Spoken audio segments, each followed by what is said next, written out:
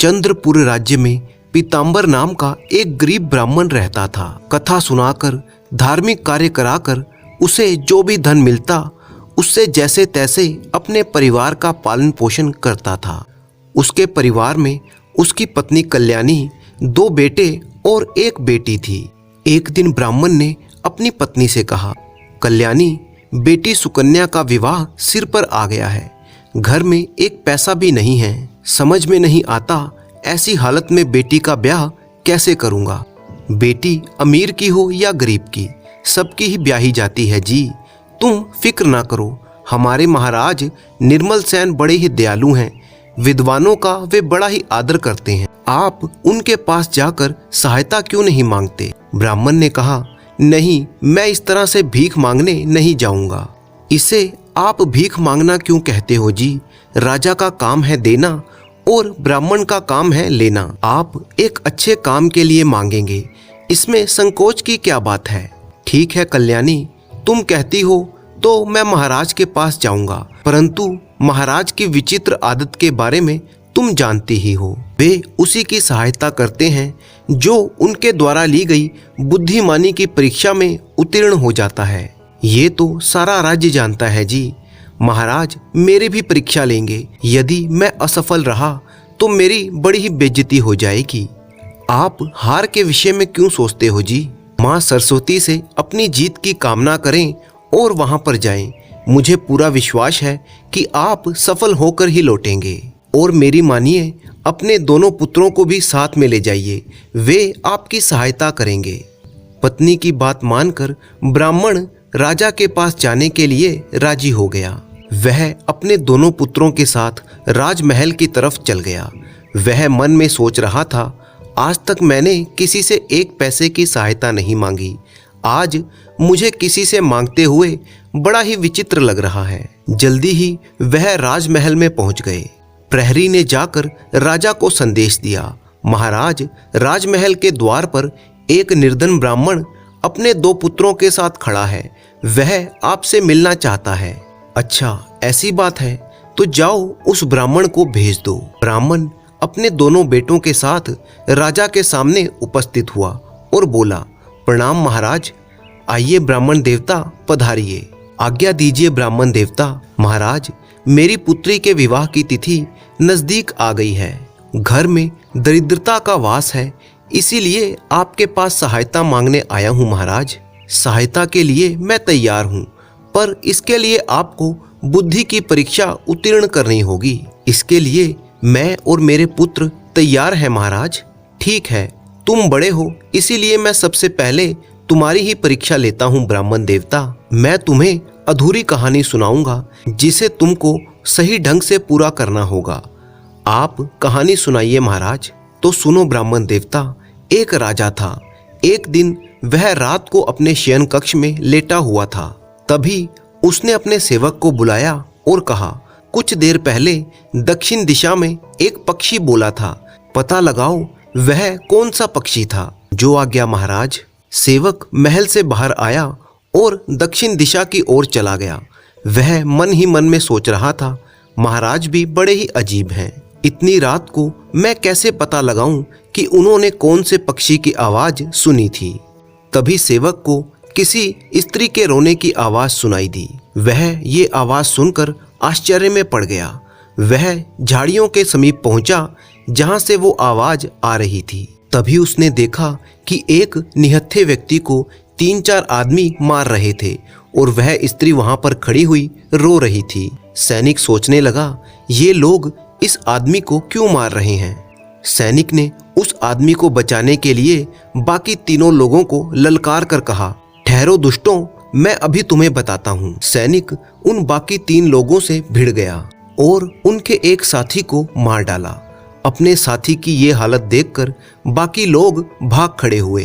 तब उस औरत ने बताया, भैया हम परदेसी हैं, कहीं ठहरने के लिए जगह ढूंढ रहे थे, तभी इन लुटेरों ने हम पर हमला कर दिया। अगर तुम ना आते तो ये लोग हमें मार ही डालते। चिंता मत करो बहन, ईश्वर जो भी करता है ठीक ही करता है। मैं किसी और काम से निकला था। खैर आओ, तुम्हें किसी सुरक्षित स्थान पर पहुंचा देता हूं। फिर सैनिक उन दोनों को एक धर्मशाला में ले गया और वहां उनके रहने का उचित प्रबंध कर दिया। जब वो सैनिक वापस महल में पहुंचा तो राजा ने पूछा, कुछ पता लगा कौन सा पक्षी था वो? नहीं महाराज, क्षमा कीजिए, महल से निकलते ही मुझे एक स्त्री के रोने की आवाज सुनाई दी। इसके बाद सैनिक ने सारी बात राजा को बता दी। सारी बात सुनकर राजा को क्रोध आ गया और उसने कहा, तुम्हें जिस काम के लिए भेजा था वह पूरा करके नहीं आए और दूसरे काम में लग गए, इसीलिए मैं तुम्हें कारागार में डलवा दूंगा। राजा के आदेश पर सैनिक को कारागार में डाल दिया गया। उससे अगली रात को राजा को फिर से उसी पक्षी की आवाज सुनाई दी। आज राजा स्वयं उस पक्षी की खोज में निकल पड़ा। वह उस दिशा में अभी कुछ ही दूर गया था कि तभी उसे झाड़ियों में कुछ लोग दिखाई दिए। राजा ने सोचा, उस झाड़ी के पीछे कुछ लोगों का गिरोह प्रतीत हो रहा है। वह कुछ नजदीक और गया और उन लोगों की बातें सुनने लगा। वहां पर दो आदमी मौजूद थे। उनमें से एक ने कहा, जैसा भी हो भाई, हमें महल के गुप्त ठिकानों का पता लगाना है ताकि विजयनगर के राजा को बताकर उनसे उचित इनाम प्राप्त कर सकें। दूसरे ने कहा, हाँ भाई, तुम बिल्कुल ठीक कहते हो, हम दोनों मिलकर इस काम को अंजाम दे देंगे। उन दोनों की बातें सुनकर राजा को ये समझते हुए देर ना लगी कि वे दोनों शत्रु देश विजयनगर के जासूस थे। राजा ने सोचा, ये तो शत्रु देश विजयनगर के जासूस हैं और हमारे महल में घुसने की योजना बना रहे हैं। इन्हें सबक सिखाना बहुत ही जरूरी है। ये सोचकर राजा अपनी तलवार लेकर उन दोनों पर टूट पड़ा और उन दोनों का वध कर दिया। इसके बाद राजा अपने महल में गया और उसने उसी वक्त अपने सेवक को कारागार से बाहर निकाला और कहा, हम तुम्हें मुक्त करते हैं सेवक। इतनी कहानी कहकर राजा निर्मल सेन कुछ क्षण के लिए चुप हुए और बोले, ब्राह्मण देवता, जब राजा सेवक को एक बार दंड दे चुका था, फिर उसने उसे मुक्त क्यों किया, बता सकते हो? अभी बताता हूँ महाराज। तो अब आप मेरी बात सुनिए। राजा ने सेवक को मुक्त करते हुए उससे ये कहा था, सैनिक, तुम निर्दोष हो। उस पक्षी का पता लगाने हम स्वयं भी गए थे। शत्रु देश के गुप्तचरों का भांडा फोड़ तो कर सके, मगर हम परिंदे की जानकारी नहीं प्राप्त कर सके। समय और परिस्थितियों को देखकर चलना पड़ता है। वही तुमने भी किया, इसीलिए तुम निर्दोष हो। अब राजा निर्मल सेन ने ब्राह्मण के बेटे विजित से कहा, बेटा, अब मैं तुम्हारी भी परीक्षा लेना चाहता हूँ, क्या तुम तैयार हो? हाँ महाराज। तो सुनो। खेड़ा गांव का मुखिया हरसुख बहुत ही बुद्धिमान था। वह रोज गांव वालों से नए और अनोखे प्रश्न पूछा करता था। उसी गांव का रहने वाला एक लड़का जिसका नाम बिरजू था, वो उसके हर प्रश्न का बड़ी ही सूझबूझ से उत्तर देता था। एक दिन मुखिया ने बिरजू से पूछा, क्या कोई ऐसे दो व्यक्तियों को ला सकता है जिनमें से एक ने कभी सच ना बोला हो और दूसरे ने झूठ? बिरजू ने कहा, मैं ऐसे आदमियों को ला सकता हूँ मुखिया जी। अगले दिन बिरजू मुखिया के सामने उपस्थित हुआ। मुखिया ने कहा, बिरजू, क्या तुम उन लोगों को ले आए? जी मुखिया जी।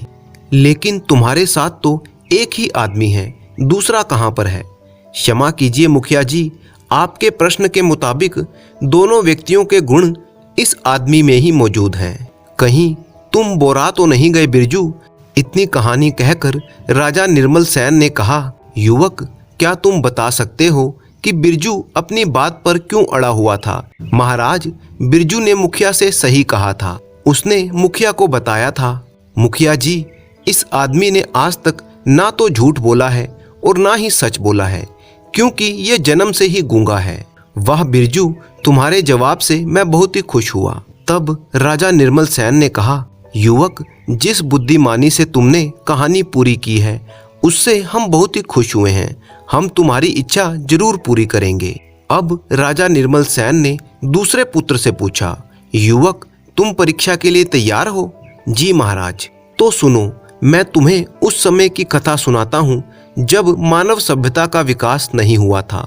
मानव नए नए आविष्कारों से अपनी सुख समृद्धि में वृद्धि करता चला आ रहा था। उस काल में एक जुलाहा रहता था जिसका नाम था बीरम। बीरम के 2 पुत्र थे, सूरज और चंद्र।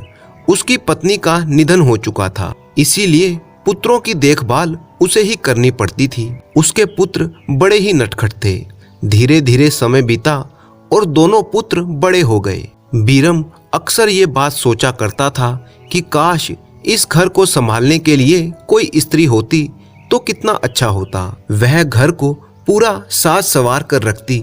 मैं कितना अभागा हूँ। अब उसके दोनों लड़के युवा हो चुके थे, तो एक दिन उसके एक मित्र ने कहा, बीरम भाई, सुना है तुम्हारे विवाह योग्य 2 पुत्र हैं। आपने ठीक सुना है शंकर भाई, ये मेरे दोनों पुत्र सूरज और चंद्र हैं। बीरम भाई, फुलवा और चमेली नाम की मेरी विवाह योग्य 2 पुत्रियां हैं।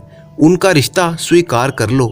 नेकी और पूछ पूछ, मुझे रिश्ता स्वीकार है। इस तरह से बीरम के दोनों बेटों की शादी हो गई।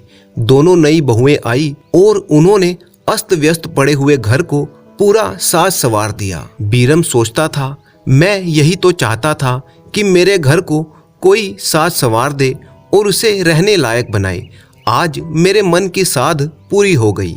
इस प्रकार खुशियों से भरा हुआ 1 वर्ष बीत गया और दोनों पुत्र वधुओं ने अपने ससुर से कहा, पिताजी, हमें अपने माता पिता से मिले हुए पूरा 1 वर्ष बीत गया है। हम 1 महीने के लिए उनके पास जाना चाहती हैं। नहीं बहुओं, मैं तुम्हें कहीं नहीं जाने दूंगा। तुम्हारे आने से ये घर बस गया है।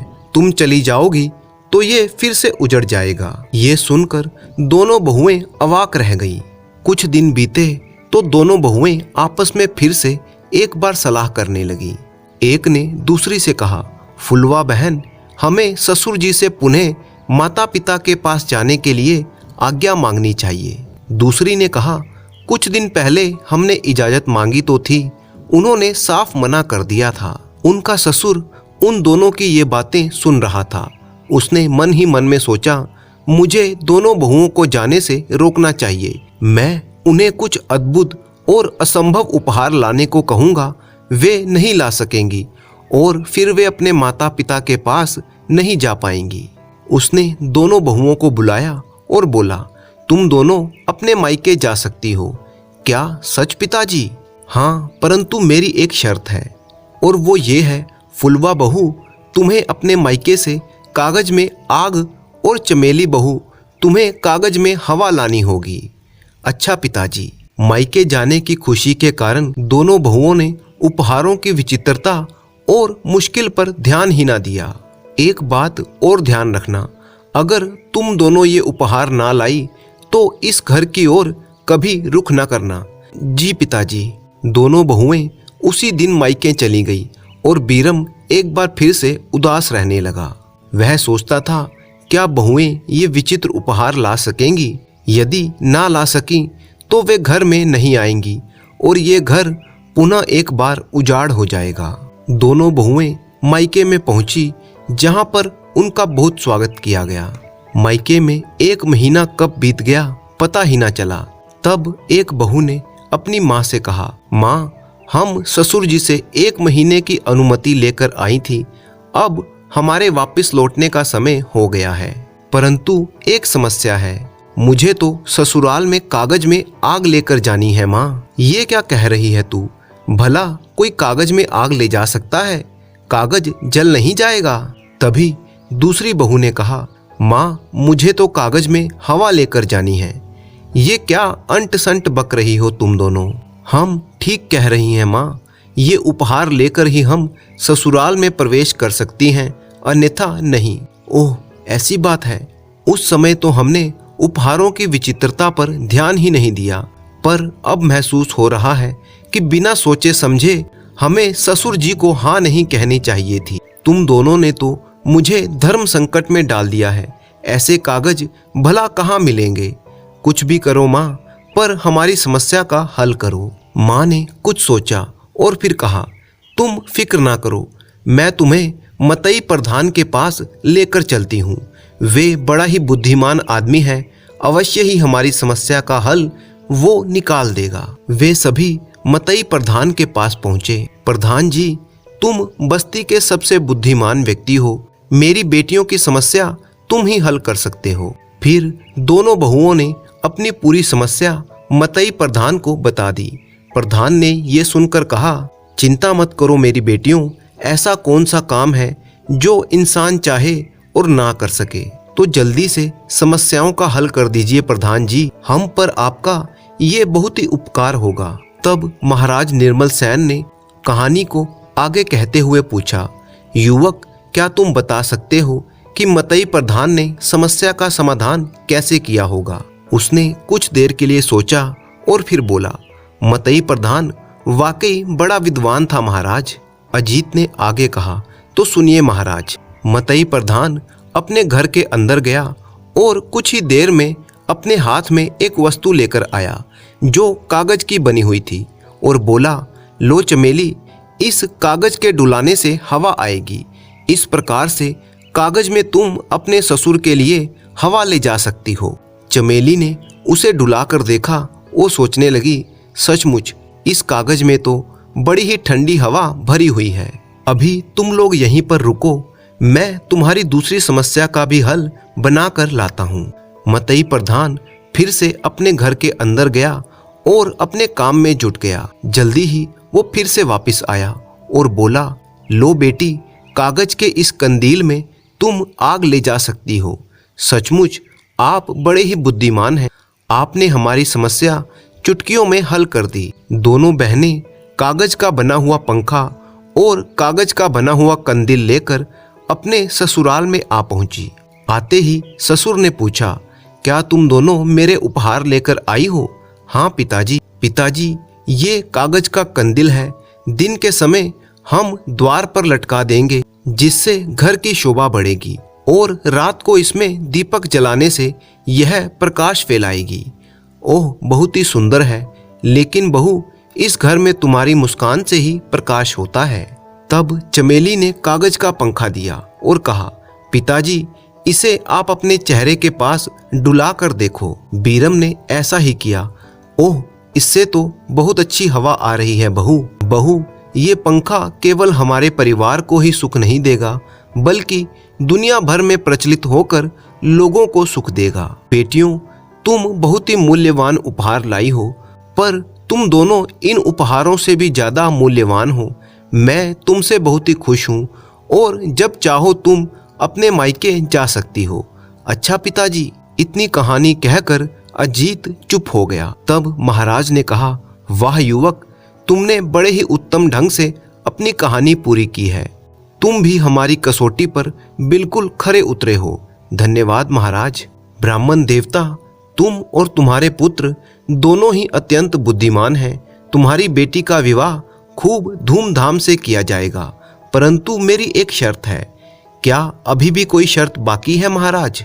हाँ ब्राह्मण देवता, मैं अपनी दोनों बेटियों का विवाह तुम्हारे बेटों के साथ करना चाहता हूँ। ये आप क्या कह रहे हैं महाराज? कहाँ राजा भोज और कहाँ गंगू तेली? ये सब हमारे सोचने की बात है ब्राह्मण देवता, तुम इसकी चिंता ना करो। जब रानी को इस निर्णय के बारे में पता लगा तो उसने महाराज से कहा, ये आपने क्या किया? राज्य के साधारण युवकों के साथ राजकुमारियों का विवाह निश्चित कर दिया। महारानी, अजीत और विजीत निर्धन परिवार से हैं, परंतु वे साधारण नहीं हैं।